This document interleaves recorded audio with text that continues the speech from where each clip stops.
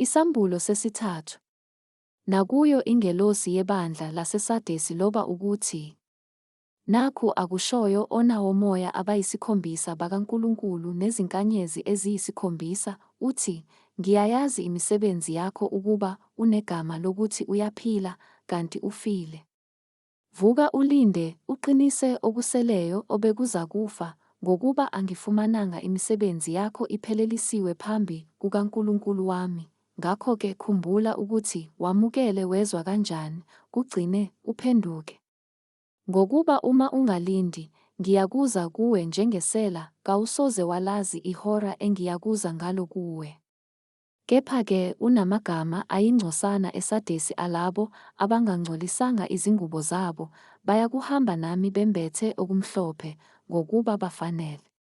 Onqobayo uyakwembathiswa kanjalo izingubo ezimhlophe, negama lakhe angisoze ngalesula encwadini yokuphila, negama lakhe ngiyakulivuma phambi kukaBaba naphambi kwezingelosi zakhe.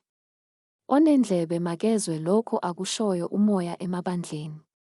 Nakuyo ingelosi yebandla laseFiladelfiya loba ukuthi: Nakhu akushoyo ongcwele, oqinisileyo, onesihluthulelo sikaDavide, ovula kungavali muntu, novalayo kungavuli muntu, uthi: Ngiyayazi imisebenzi yakho, bheka, ngimisile phambi kwakho umnyango ovuliweyo, ongenakuvalwa muntu, ngokuba unamandla amancane, kanti waligcina izwi lami, kawuliphikanga igama lami.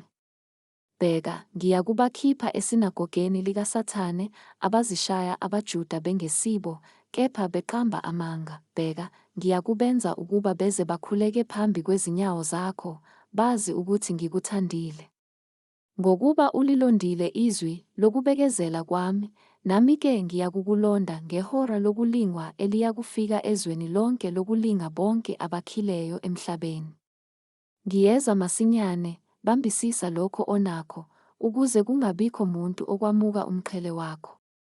Onqobayo ngiyakumenza abe yinsika ethempelini likaNkulunkulu wami, futhi akasoze aphuma khona.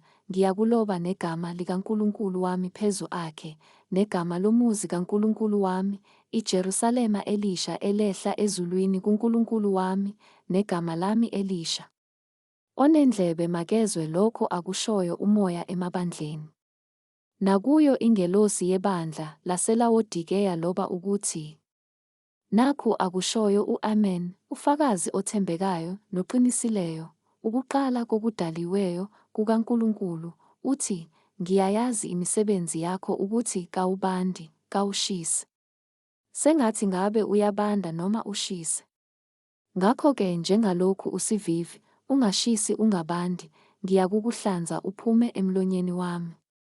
Ngokuba uthi, ngicebile, kangiswele lutho, kanti kawazi ukuthi ungolusizi, nowokuhawukelwa, nompofu, nophuphuthekayo, nohamba ze, ngiyakululeka ukuba uthenge kimi igolide elihlanzwe ngomlilo ukuze ucebe, nezingubo ezimhlophe ukuze wembathe, kungabonakali ihlazo lobuze bakho nomuthi wamehlo wokugcoba amehlo akho ukuba ubone.